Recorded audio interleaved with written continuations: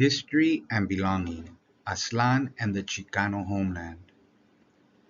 By the end of this week, students will be able to identify historical events, concepts, organizations, and leadership that helped launch the 20th century Chicana Chicano movement. Students will be able to examine how Chicanas and Chicanos constructed a homeland in the American Southwest that was central to their identity.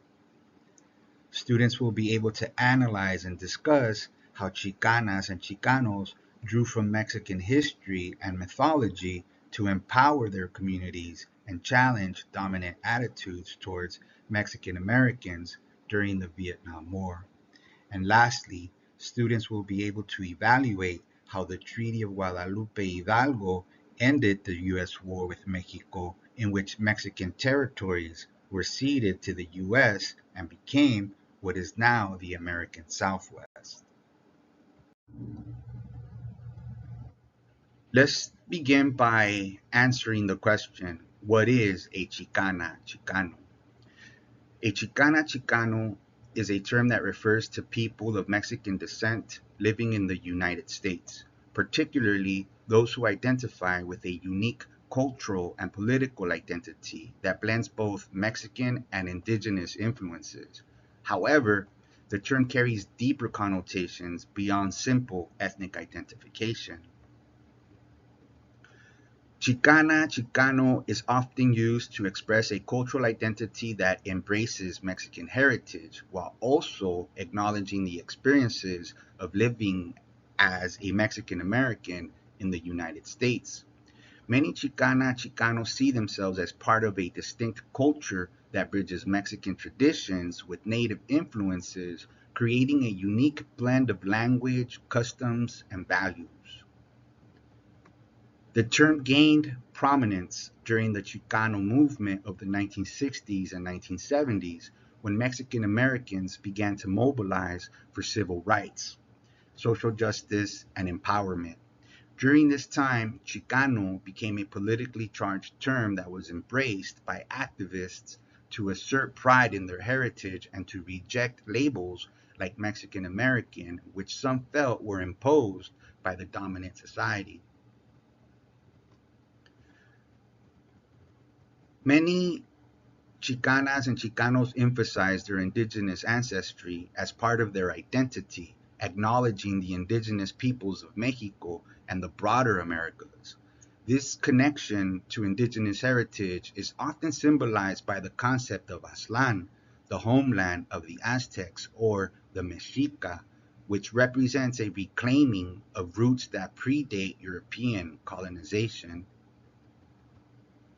The identity can also be an identity of resistance, signifying a rejection of assimilation into the mainstream US culture.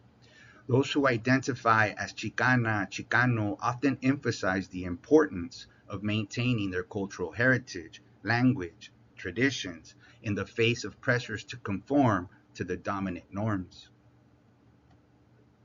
The term is a matter of personal choice. Not all people of Mexican descent in the US identify as Chicana or Chicano. Some prefer to use terms like Mexican American, Mexican origin, or Latina Latino. However, for those who do embrace the term, it reflects a strong sense of identity and a commitment to their cultural and political beliefs. The meaning of Chicana, Chicano has evolved over time and can very much depend on individual and regional perspectives. While it originated as a term of empowerment and pride, it can also encompass a range of experiences from struggles with racism and discrimination to celebrations of culture and heritage. In essence, a Chicana Chicano is someone of Mexican descent who identifies with a distinct cultural and political identity rooted in a blend of Mexican and Native American experiences. The term carries connotations of pride, resistance, and a connection to indigenous roots. Those indigenous roots are locked into the concept of Aztlán, So, what is Aztlán?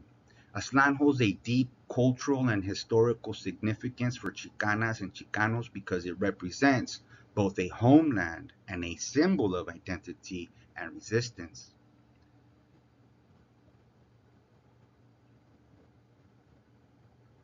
Aztlán is believed to be the ancestral homeland of the Aztecs or the Mexica. It was located somewhere in the American Southwest. For many Chicanas and Chicanos, this place serves as a symbol of their indigenous roots, linking them to the land before the Spanish colonization of the Americas. Aztlán has become a powerful symbol of Chicano identity. During the Chicano movement of the 1960s and 70s, activists used Aztlán as a way to assert their cultural heritage and reclaim their history, which had often been erased or marginalized by dominant narratives in the US. This connection to Aztlán emphasized a shared identity among Mexican Americans as descendants of indigenous peoples. In the context of the Chicana Chicano movement, Aztlán was used as a political symbol representing the struggles for civil rights, land, and social justice. Activists invoked the idea of Aztlán to call for the reclamation of land taken from Mexicans and indigenous peoples during U.S. expansion. It became a rallying cry for Chicanas and Chicano self determination, autonomy, and resistance against oppression.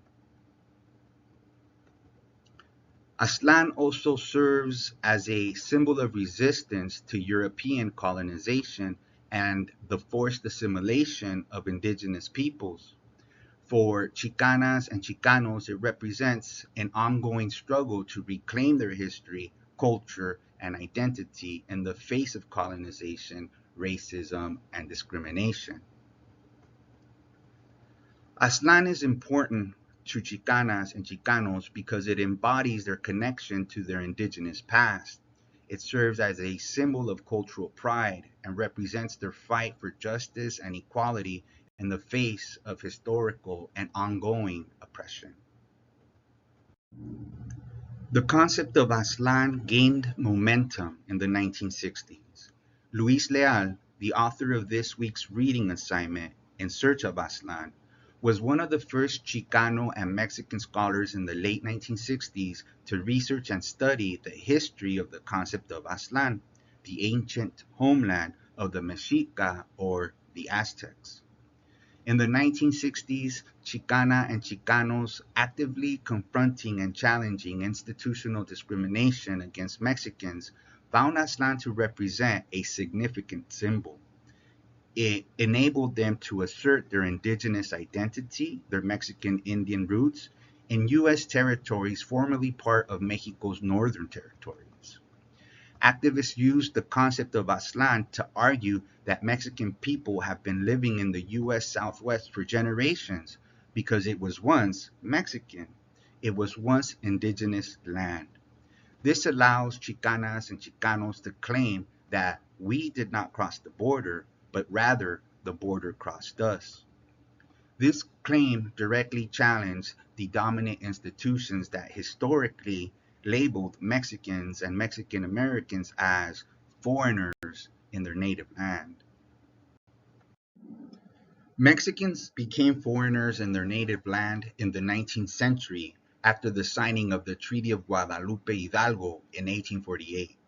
This treaty ended the U.S. war with Mexico and resulted in Mexico ceding a large portion of its northern territories to the U.S., including present-day California, Arizona, Nuevo Mexico, and parts of Colorado, Nevada, and Utah.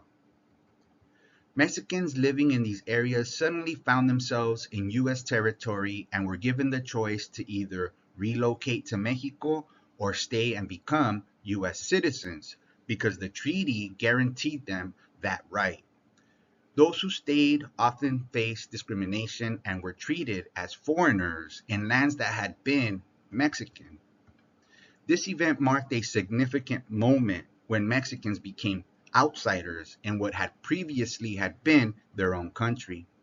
The concepts of manifest destiny and white supremacy and the perception of Mexicans as an inferior race had a profound and lasting impact on Mexicans in the 19th century and beyond.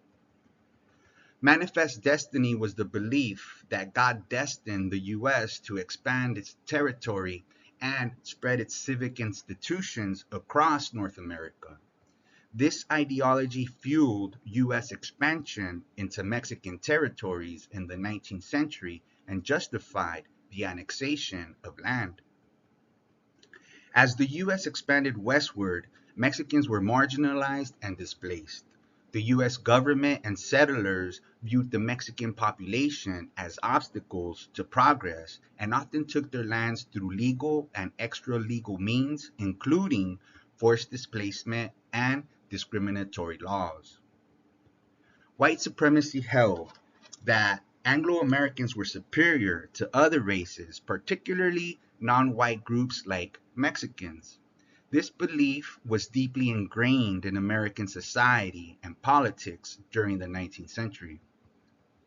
This ideology led to systemic racism, discrimination, and violence against Mexican Americans. They were often denied fundamental rights such as land ownership, voting rights, and equal legal protection before the law. Mexican Americans were frequently subject to lynching, segregation, and exclusion from public and political life. The westward expansion of the U.S. was driven by economic ambitions, including the desire for land, resources, and labor. The acquisition of Mexican territories, therefore, was seen as an opportunity for economic growth. Mexican Americans were often exploited as cheap labor in agriculture, mining, and railroad industries. Despite their significant contributions to the economy, they were paid less and worked harder under harsher conditions than their white counterparts. Many lost their land through legal manipulation and outright theft, contributing to their economic marginalization. Mexicans were often stereotyped as inferior, lazy, and unfit for self governance. This served to justify their exploitation and exclusion from the benefits of American citizenship. The new American institutions in Mexican former lands reinforced these racist stereotypes. They reinforced social and legal discrimination that subsequently displaced Mexicans from their native land, segregated Mexicans into poor neighborhoods, denied them access to a quality education, excluded them from political power. Anti-Mexican sentiments and Anglo-American racism perpetuated social and economic inequalities that persisted for generations. Overall, the combination of these factors led to the systemic disenfranchisement and marginalization of Mexican Americans. They were treated as second class citizens by the new legal system in the land that once was part of Mexico.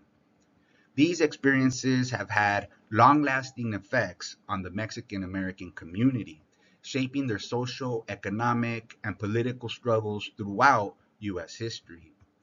As a result, it was manifest destiny, white supremacy, economic domination, and racism that constructed the Mexican worker and a new Mexican working class in the late 19th century, which includes the farm worker, the railroad worker, women working in the factories, and a generation that will join the armed forces during World War II to secure their first class citizenship. The denial of civil and constitutional rights, the 19th century. As land values rose with the increase in the Anglo population, competition for land ownership intensified. In addition, requirements for providing land ownership in the US differed from Mexico. Land ownership for grazing livestock, farming, and mining became corrupt when Anglo political, financial, and legal power brokers pressured Mexican landowners to give up their land. Due to bankruptcy, failure to meet land deed requirements, proof of land ownership, and court proceedings and trials conducted entirely in English, Mexican Americans were put at a disadvantage in the new Anglo legal system. Therefore, when Congress passed the 1862 Homestead Act, many Anglos settled on Mexican owned lands, and Mexicans had little legal recourse to remove them. This widespread loss of land was a grave injustice, but there were other more egregious racial crimes against Mexicans and Mexican Americans during the 19th century. For example, Texas Anglos commonly lynched blacks, Mexicans, and Mexican Americans, a practice that increased after the Civil War and continued until the end of the century. In California and Arizona, Anglo vigilante groups also took the law into their own hands and hanged Mexicans and Mexican Americans. Also, when Mexicans defended themselves and were tried in the Anglo criminal justice system, they received poor legal representation, and if they were convicted, they were sentenced to longer sentences. Mexican immigration, 1890s to 1910. Until about the 1890s, there was little immigration from Mexico across the US Mexico border. This began to change as the Mexican and US railroad systems expanded, affording many Mexican workers from deep in Mexico inexpensive and accessible transportation to the border and within some areas of the United States. By 1900, 127,000 Mexican born immigrants had added significantly to the approximately 200,000 Mexican American natives to the Southwest. Mexican immigrants, or seasonal workers from Mexico, along with the native population, became the primary sources of labor for the growing commercial agricultural business, farms and ranches owned by corporations rather than by individual landowners or families. This was especially true in Texas and the fertile central valleys of California, which were transformed by water availability for irrigation. Industrial mining in California, Arizona, Colorado, and New Mexico also attracted skilled Mexican miners and unskilled labor. The 1910 Mexican Revolution increased the flow of Mexican immigrants to the US. Many took flight seeking refuge on the US Mexican border and eventually in the United States. Some returned to Mexico after the revolution ended, but the majority stayed, adding significantly to the immigrant population that had formed in the US at the end of the 19th century. In 1910, 210,000 Mexican nationals lived in the US, but by 1930, there were approximately 1 million. Many who stayed were drawn by the promise of employment in the booming war economy. The US had entered the war against Germany in 1917, and key manufacturing industries needed to replace the hundreds of thousands of able bodied American citizens who had joined the armed forces. The war economy also afforded US born Mexican Americans the opportunity to improve their employment status and overall economic situation. Mexicans and Mexican Americans who, until World War I, had been employed primarily in agriculture, mining, and the railroads in the Southwest, were now pulled into Midwestern industrial cities such as Chicago and Detroit to work in skilled positions in such sectors as meatpacking and the rapidly growing automobile industry.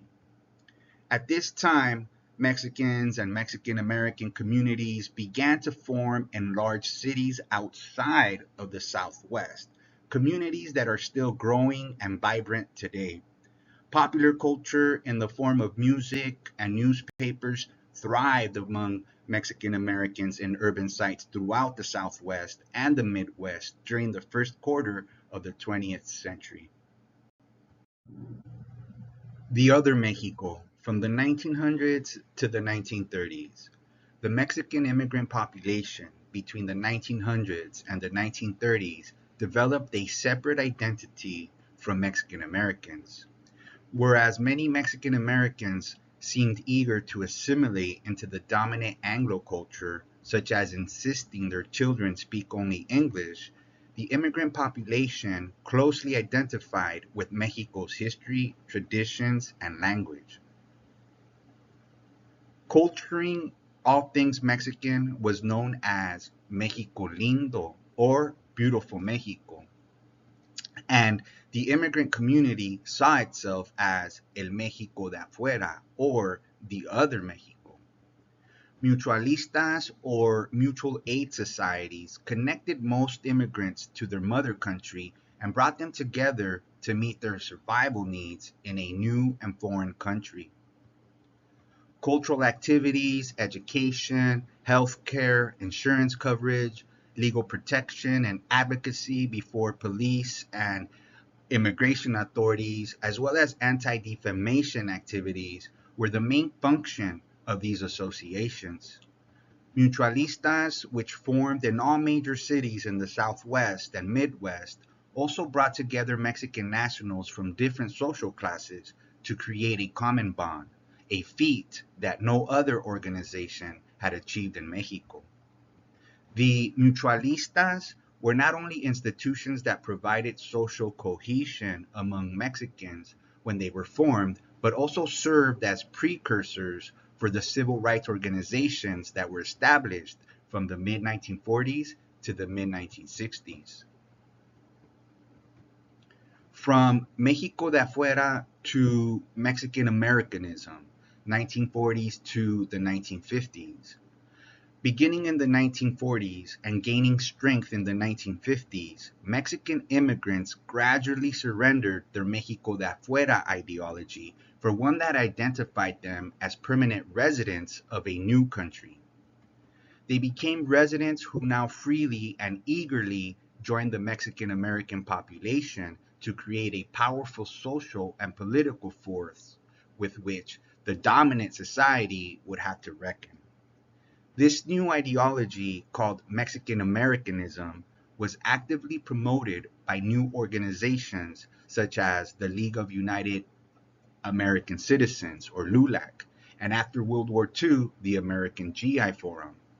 LULAC was founded in 1929 during the Great Depression and had functioned as an effective civil rights organization working mainly on behalf of Mexican Americans.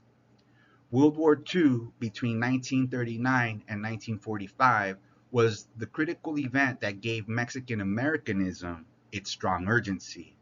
Hundreds of thousands from rural and urban areas throughout the Southwest and Midwest joined various branches of the military and went abroad to serve their country bravely in both the European and Pacific theaters of the war.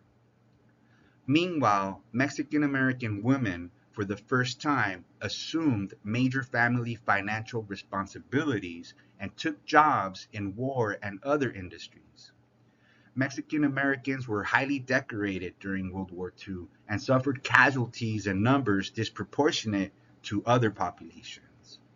By the end of the war, Mexican Americans now demanded their full due as citizens who had fought, died, and worked shoulder to shoulder with Anglo citizens whose rights had always been guaranteed. Discrimination and racism remained the greatest obstacles to full citizenship. LULAC, the American GI Forum, and other organizations such as the Mexican American Movement advocated for Mexican Americans who now demanded a much greater share of the American dream. The Mexican American Movement organization was formed in the 1930s in California, aimed to improve the living and working conditions of Mexican Americans and to pursue citizenship, higher education, and more active participation in civic and cultural activities. The organization's newspaper, The Mexican Voice, effectively propagated the view that Americans of Mexican descent needed to improve themselves and to be accepted and to succeed in the US. Although this may strike us today as a conservative political stance that does not challenge the status quo of excluding minorities from full participation in US society, the Mexican American movement's view were typical of the post-war period, at least for many middle and upper class Mexican Americans. Post-World War II, from 1945 to the 1960s. After World War II, the struggle against discrimination against all minorities in employment, housing, and education became a major rallying cry for Mexican Americans. Organizations, associations, and legal defense committees began to systematically challenge racist practices. For example, LULAC-sponsored initiatives succeeded in desegregating many public schools in Southern California, Texas, Arizona, and other states. Mexican Americans also enjoyed some successes in electoral politics, as leaders and political strategists began to register a large number of Mexican origin citizens and encouraging them to use their collective power at the ballot box for municipal, state, and federal elections. Due to their commitment and hard work, Mexican Americans achieved electoral victories for the first time in U.S. history. Edward Roybal won a seat on the Los Angeles City Council in 1949 and would go on to be elected to the U.S. House of Representatives. Voting as a bloc, Mexican American voters in El Paso elected Raymond Tellez as mayor in 1957 and Eligio Kika de la Garza and Henry B. Gonzalez were elected to the U.S. House of Representatives in the 1960s. And now for a brief review of the Chicana-Chicano historical trajectory, from Mexicans to Mexican Americans to Chicanas and Chicanos.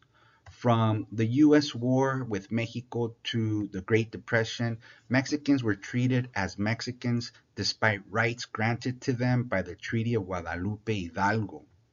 The treaty granted Mexicans who remained in the New Southwest citizenship, and the only people at the time who could have citizenship were white Anglo males that owned land. Therefore, the treaty racialized Mexicans as white on paper, yet dominant institutions and the Anglo population continued to treat them as Mexicans.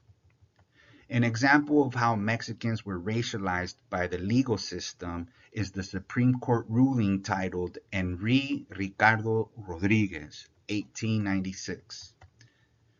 The case revolved around whether Ricardo Rodriguez, a Mexican immigrant, could be granted U.S. citizenship.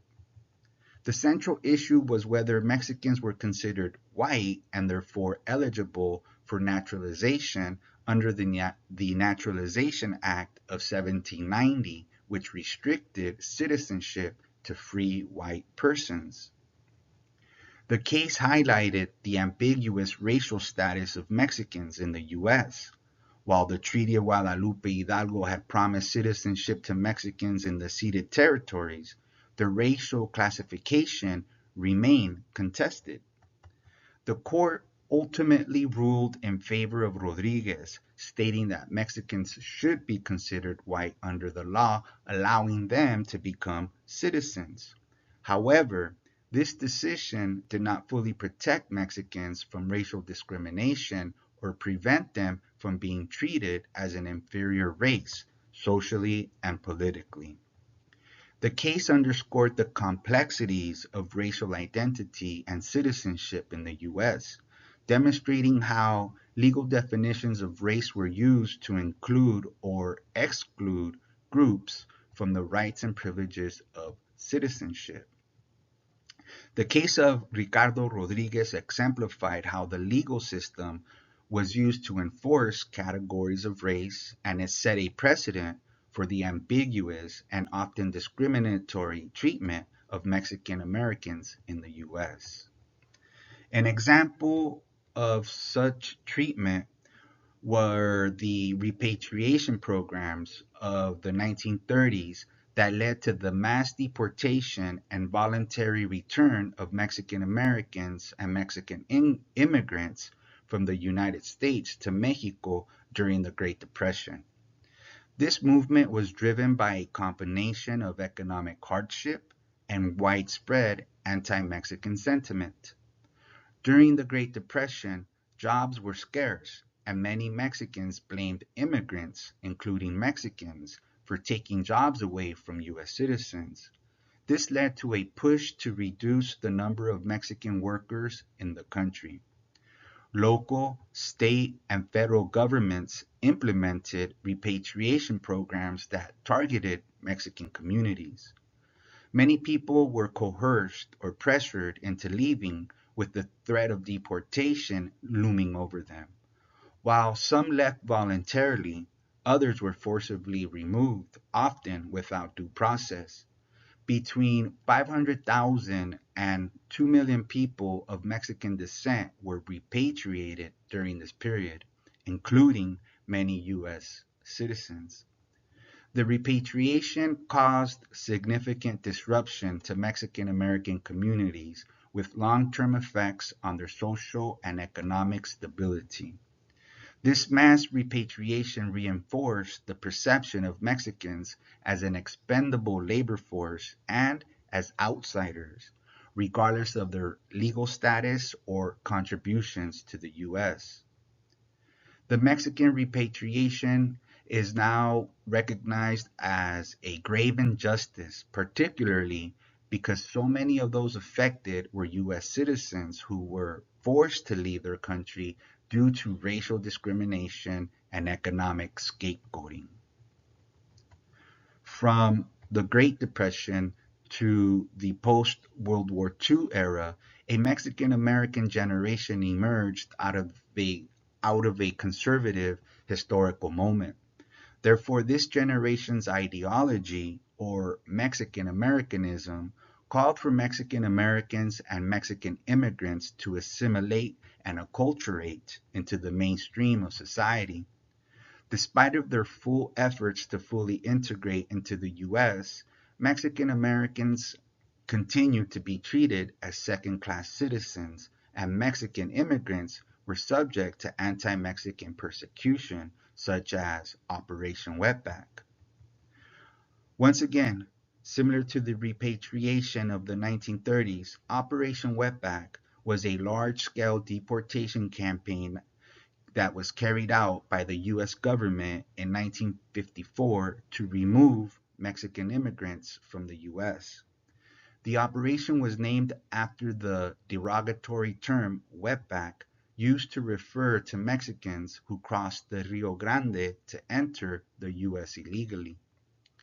The operation was a response to growing concerns about illegal immigration from Mexico, particularly after World War II, when the Bracero program, which was a guest worker program developed between the US and Mexico, had brought many Mexican laborers to the US. As the program ended, many Mexican workers stayed in the US illegally, and new waves of undocumented immigration followed. Under the direction of the US Immigration and Naturalization Services, or the INS, the operation began in Texas and expanded to other states. It involved raids, sweeps, and mass deportation, often with little regard for the legal rights of those targeted. Estimates suggest that around 1 million people were deported or pressured to leave. Operation Wetback was widely criticized for its harsh methods, including the separation of families, the deportation of U.S. citizens of Mexican descent, and the violation of due process rights. It also created fear and mistrust within Mexican American communities. The operation has been condemned in retrospect for its human rights abuses and for perpetuating negative stereotypes about Mexicans. It also highlighted the complexities and challenges of U.S. immigration policy, particularly in balancing labor needs with border control.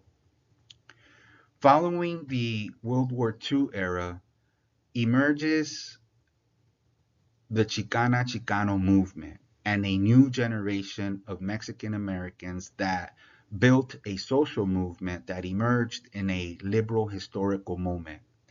Initially, they believed the liberal agenda would help them achieve their civil rights. But due to continued racism and discrimination, they rejected the liberal agenda and the ideology of Mexican Americanism. They said chale con Americanization. They felt that they did not need to assimilate and acculturate to become fully accepted. They embraced their Spanish language and declared that brown was beautiful. They constructed a Chicana Chicano identity and sought self determination, that is, the right to determine the course of their own history. Crucial to this identity was the concept of Aztlán. In Search of Aztlán. In this week's reading assignment, we learn from Luis Leal's essay titled In Search of Aztlán that one of the functions of the critic is to discover and analyze literary symbols to broaden the perception that one has of a certain social or national group or humanity in general.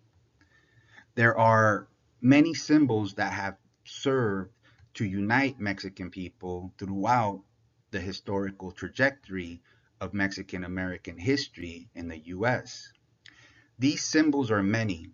They give unity to the Chicano movement. These symbols emphasize solidarity and Mexican pride. These symbols, according to our reading assignment, represents our history and struggle as Mexican people. The significance of using signs and symbols is that they are all around us. They appear in literature, murals, graffiti, tattoos, and protest posters. Among them, we identify regions like Aztlán. We identify the Black Eagle and the farm workers, La Virgen de Guadalupe, who is indigenous to Mexico, La Huelga, or strike, that allowed Mexican farm workers to work with dignity. They include Viva la Raza, an expression which calls for unity and solidarity to achieve social justice. And of course, we cannot forget the most recognized and famous of them all, the Chicano handshake, because you're all familiar with it. According to Luis Leal's essay In Search of Aztlán, as a symbol, Aztlán has two meanings. The first represents the geographic region known as the Southwest, composed of territories Mexico ceded to the U.S. in the 1848 Treaty of Guadalupe Hidalgo. The second and more important one, according to Luis Leal, is the symbolized spiritual union of Chicanas and Chicanos, something that is carried within the heart, no matter where they may live or where they may find themselves. The first one represents the geographic region known as the Southwest, composed of territories Mexico ceded to the U.S. in 1848 through the Treaty of Guadalupe Hidalgo, and the second, according to Luis Leal, is more important because it symbolized spiritual union of Chicanos, something that is carried within the heart no matter where they may live or where they may find themselves. Reclaiming the land, reclaiming Aztlán. We didn't cross the border crossed us. The Treaty of Guadalupe Hidalgo ended the U.S. war with Mexico. According to the documentary we watched this week titled Quest for a Homeland, over 100,000 Mexicans became Americans overnight. The documentary Quest for a Homeland shows how United States courts displaced Mexican Americans from land grants in the Southwest because they were granted under the Spanish and Mexican governments. Some were outright cheated, such as the land grant named La Tierra Amarilla. According to the documentary this week, the land grant named La Tierra Amarilla sold for $200 a team of horses and flour that led to the displacement of Mexican Americans in New Mexico. Overall, dominant institutions marginalized Mexicans that by the 20th century 0.5% of Mexican Americans had less than an 8-year education. Because they were denied economic opportunities and mostly served as a form of exploited labor, 1/3 of Mexican Americans in the 20th century lived in poverty. Furthermore, Mexicans were treated as foreigners in their native land, so the need for Aztlán came at a crucial moment. In the essay In Search of Aztlán, Luis Leal states that what interests us is not determining where Aztlán is found, but documenting its rebirth. Its rebirth was in the 1969 Chicano Youth Liberation Conference. The conference marked a generational shift in the Chicano movement, with younger activists taking the lead and advocating for more radical approaches to civil rights and cultural affirmation. This youth-led movement emphasized a Chicana-Chicano identity, rejected assimilation, and embraced their indigenous and mestizo heritage. The conference held in Denver, Colorado in March 1969 was a pivotal event in the Chicano civil rights movement. It was organized by Rodolfo Corky Gonzalez and brought together hundreds of young Mexican Americans from across the U.S. to discuss issues of identity, education, discrimination, and political empowerment. It also fostered a sense of unity and solidarity among Mexican American youth, encouraging them to challenge systemic racism and inequality. Corky Gonzalez was once a leader in the Democratic Party.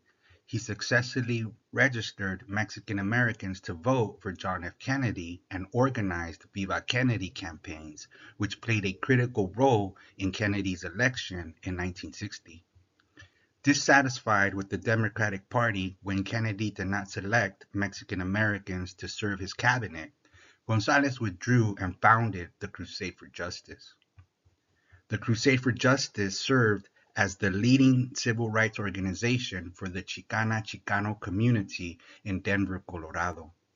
Unlike Mexican American Generation Organization, the Crusade took a more militant and confrontational political approach.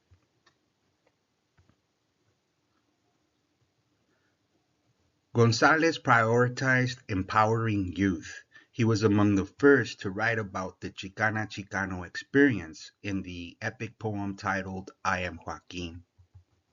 I Am Joaquin was a powerful political statement that inspired radical youth to investigate their Mexican, indigenous, and U.S. historical roots. The poem celebrated Chicano cultural identity and emphasized the struggles and resilience of Mexican people from the Spanish colonization to Mexico's independence to the present. It was read at conferences and empowered many to advocate for civil rights, social justice, and dignity. It challenged negative stereotypes and redefined what it meant to be Chicano, emphasizing pride in heritage and the importance of collective action. It is necessary to point out that before the conference, no one talked about Aslan. In fact, the first time it was mentioned was in the 1960s in El Plan Espiritual de Aslan. According to Luis Leal, beginning in 1969, Aslan became a symbol used by Chicano authors who wrote about the history, culture, or destiny of their people. El Plan Espiritual de Aslan was written during the conference. It was the first document to emphasize the indigenous origins of Chicanas and Chicanos and to establish Aslan as the Mexican territory ceded to the United States in 1848. Overall, El Plan symbolized the Chicano claim to the southwestern United States and recognized how the land belonged to those who work it. It also called for Chicano self-determination. Self-determination refers to the right and ability of a group, community, or nation to govern itself, to make its own decisions, and control its destiny without external interference. In social movements, particularly among marginalized or oppressed groups, self-determination emphasizes the importance of autonomy, political empowerment, and the ability to preserve and promote one's culture, values, and interests, as well as cultural pride and political activism. Although the conference was positive overall, Chicanas protested the conference, highlighting the gender inequalities within the Chicano movement. While the conference was a groundbreaking event that emphasized Chicano self-determination and cultural pride, it also exposed the patriarchal attitudes prevalent in the movement. The conference, like much of the Chicano movement at the time, was dominated by men, and many women felt that their contributions were undervalued and their concerns were overlooked. Traditional gender roles were often reinforced, with women expected to take on supportive or domestic roles rather than leadership positions. The agenda of the conference largely ignored issues specific to Chicanas, such as gender discrimination, reproductive rights, and domestic violence. Chicanas wanted these issues to be addressed alongside broader struggles for racial and economic justice. Chicana activists demanded equal treatment within the movement, arguing that the fight for liberation should include both racial and gender equality. They sought to expand the movement's vision to encompass the struggles of Chicanas and to ensure that women's voices were heard and respected. The protest by Chicanas at the conference sparked important conversations about gender within the Chicano movement. It brought attention to the need for inclusivity and equality, leading to a greater awareness of the intersecting issues of race and gender. The protest was significant in the development of Chicana feminism that emerged to address the unique challenges faced by Chicanas. Chicana feminists sought to challenge both sexism within their own communities and the racism within the broader feminist movement. The protest and the broader push for gender equality within the Chicano movement contributed to creating Chicana organizations and spaces where women could advocate for their rights and leadership roles. The protest underscored the importance of addressing gender equality within broader social movements, leading to more inclusive activism and the recognition of Chicana contributions to the fight for civil rights. During the conference, activists planned to launch a movement to protest the Vietnam War. Following the conference, Chicanos in Los Angeles organized a committee to take charge of the protest. This movement is called the Chicano Moratorium Against the Vietnam War. The Chicano Moratorium was a significant anti-war protest that opposed the Vietnam War and addressed broader issues of discrimination, poverty, and injustice faced by Mexican Americans in the U.S. The Chicano Moratorium emerged in response to the disproportionate number of Chicanos being drafted and sent to fight in the Vietnam War. Despite being a minority group, Chicanos were overrepresented in combat roles and casualties, averaging over 20% of those who lived in the Southwest. The movement also addressed systemic inequalities such as poor educational opportunities, economic exploitation, racial discrimination, and police brutality.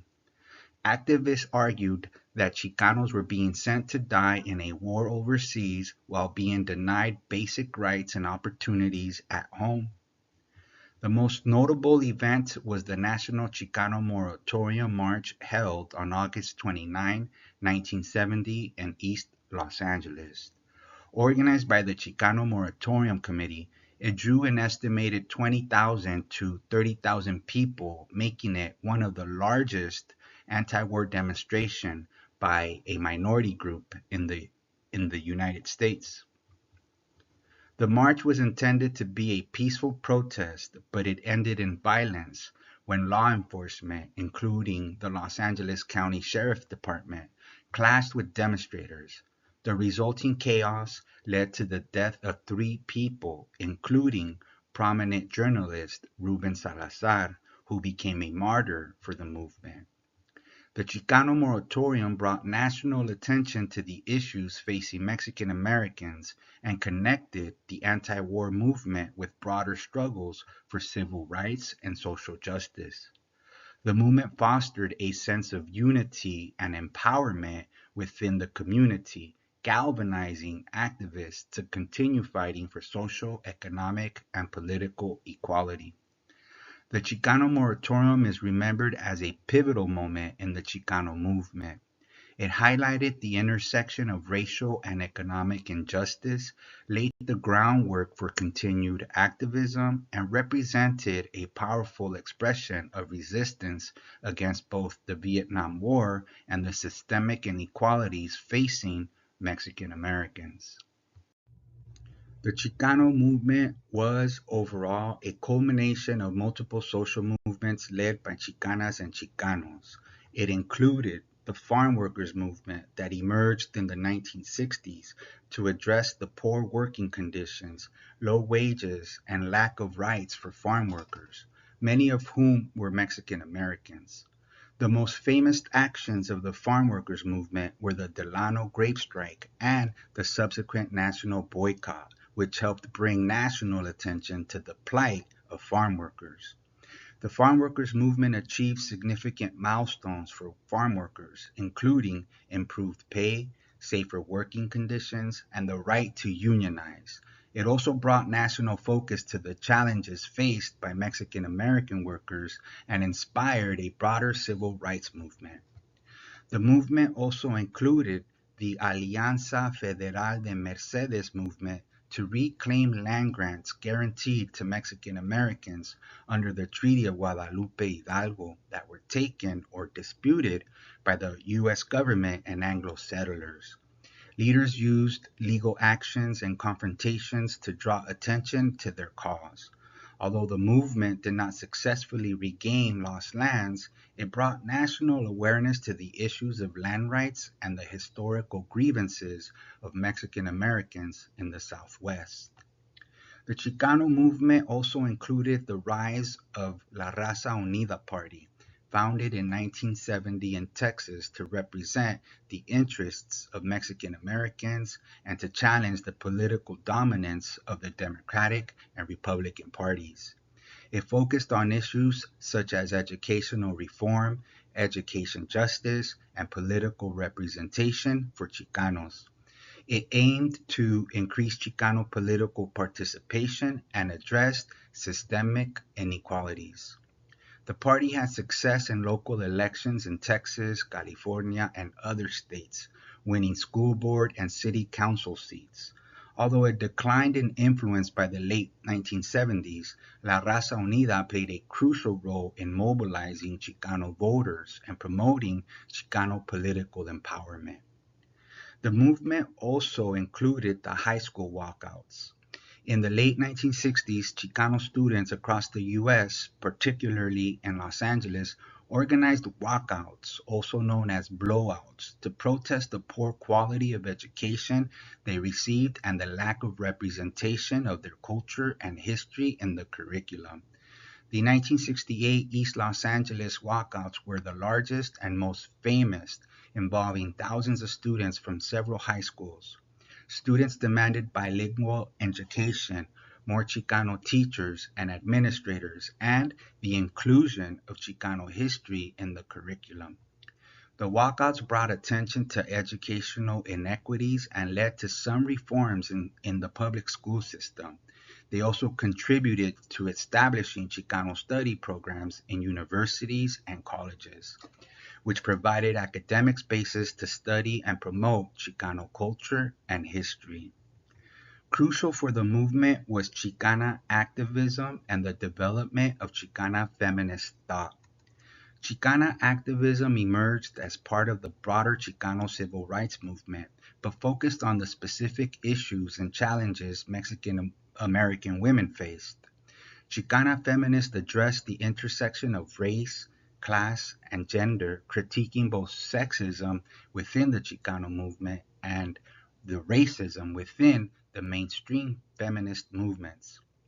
Chicana feminists advocated for reproductive rights, labor rights, and educational opportunities while also challenging traditional gender roles and advocating for the recognition of women's contributions to the movement. The development of Chicana feminist thought led to the creation of organizations, conferences, and publications that provided a platform for Chicana voices. It also helped broaden the scope of the Chicano movement to include gender equality as a central concern, paving the way for future generations of Chicana activists and scholars. This concludes the PowerPoint presentation for week 2, History and Belonging.